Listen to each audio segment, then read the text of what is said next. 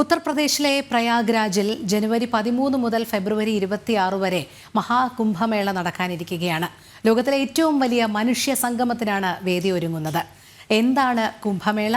കുംഭമേളയുടെ ഐതിഹ്യം എന്താണ്? ഇങ്ങനെ തുടങ്ങി നിരവധി ചോദ്യങ്ങളും ഉയരുന്നു. റിപ്പോർട്ടിലേക്ക്.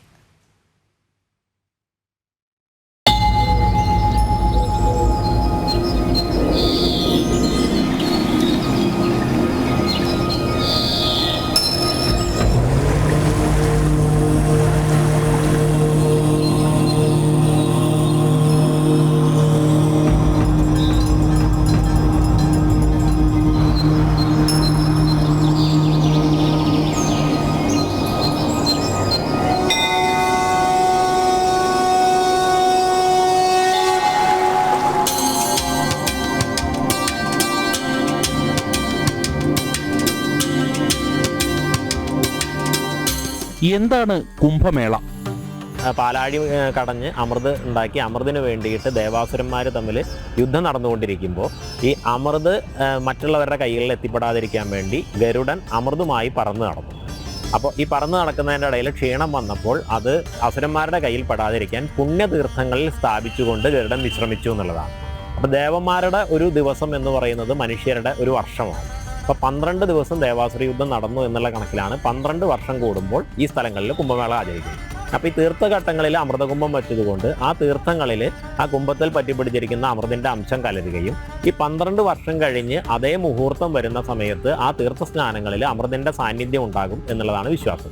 അപ്പോൾ അവിടെ ദേവന്മാരും യക്ഷന്മാരും കിന്നന്മാരും സപ്തർഷികളും അങ്ങനെയുള്ള ദേവലോകത്തെ ഋഷീശ്വരന്മാരും ദേവതകളും എല്ലാം തന്നെ സ്നാനത്തിന് വരും.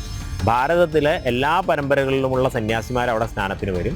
അതിൻ്റെ ആ പുണ്യത്തിൻ്റെ ഭാഗമാകാൻ വേണ്ടിയിട്ട് എല്ലാ ഭക്തരും, അതായത് ഇപ്പോൾ പ്രയാഗ് കുംഭമേളയിൽ, കഴിഞ്ഞ കുംഭമേളയിൽ സാറ്റലൈറ്റ് ഇമേജറി അനുസരിച്ചിട്ടുള്ള കണക്കനുസരിച്ച് മുഴുവനായിട്ടും ഏകദേശം 14 കോടിയോളം ആളുകൾ പങ്കെടുത്തു എന്നും ഏറ്റവും പുണ്യമായിട്ടുള്ള ഷഹി സ്നാൻ സമയങ്ങളിൽ ഒരു 5 കോടിയോളം ആളുകൾ അവിടെ എത്തിച്ചേർന്നിരുന്നുമാണ് ആണ് കണക്ക്. അപ്പം അങ്ങനെ കോടിക്കണക്കിന് ഭക്തരും അവിടെ വന്നു ചേരും, ലക്ഷക്കണക്കിന് സന്യാസിമാരും വന്നു ചേരും.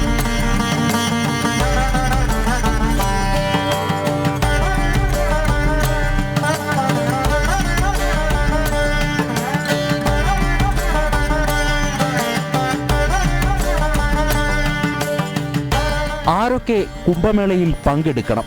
വലിയ തരത്തിലുള്ള ആധ്യാത്മിക അനുഭൂതി പകരുന്ന ഒരു മഹാമേളയാണ് ഒരു കുംഭമേള എന്ന് പറയുന്നത്. അപ്പോൾ ആ കുംഭമേളയിൽ പങ്കെടുക്കുക എന്ന് പറയുന്നത് ഭാരതത്തെ അറിയാൻ ആഗ്രഹിക്കുന്ന, ഭാരതത്തിൻ്റെ സംസ്കൃതി അറിയാൻ ആഗ്രഹിക്കുന്ന, ഭാരതത്തിൻ്റെ ആധ്യാത്മിക പാരമ്പര്യം അറിയാൻ ആഗ്രഹിക്കുന്ന ഏവർക്കും വളരെ ഒരുപക്ഷെ ജീവിതത്തിലെ ഒരു തവണ മാത്രം കിട്ടാവുന്ന ഒരു അസുലഭ മുഹൂർത്തമാണ്. അപ്പോൾ അതിന് കഴിയുന്നത്ര ആളുകൾ എത്തിച്ചേരുന്നതാണ് എത്തിച്ചേരണം എന്നുള്ളതാണ് ഒരു ഭക്തരായിട്ടുള്ള ആളുകളും വിശ്വാസികളായിട്ടുള്ള ആളുകളും എല്ലാം കരുതിപ്പോകും. കുംഭമേളയോടനുബന്ധിച്ച് ജനം TV പ്രയാഗ്രാജിൽ പ്രത്യേക ബ്യൂറോ സജ്ജീകരിക്കുന്നു. ആധ്യാത്മികതയുടെ അനുഭൂതി ഭക്തരിലെത്തിക്കാൻ ജനം TV ഒരുങ്ങിക്കഴിഞ്ഞു.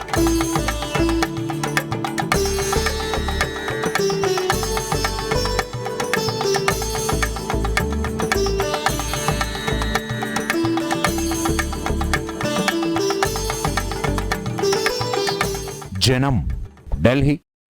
ഇപ്പോൾ മഹാകുംഭമേളയുടെ ഭാഗമാവുകയാണ് ജനം TV. അവിടെ പ്രത്യേക ബ്യൂറോ ഉണ്ടാകും. നിരന്തരം വാർത്തകൾ ഇങ്ങനെ വന്നുകൊണ്ടിരിക്കും. വലിയൊരു മഹോത്സവമാണ്, മനുഷ്യ സംഗമത്തിൻ്റെ മഹോത്സവമാണ്. അപ്പോൾ സ്വാഭാവികമായും അതിനത്രയും പ്രാധാന്യം നമ്മൾ കൊടുക്കുകയും വേണം.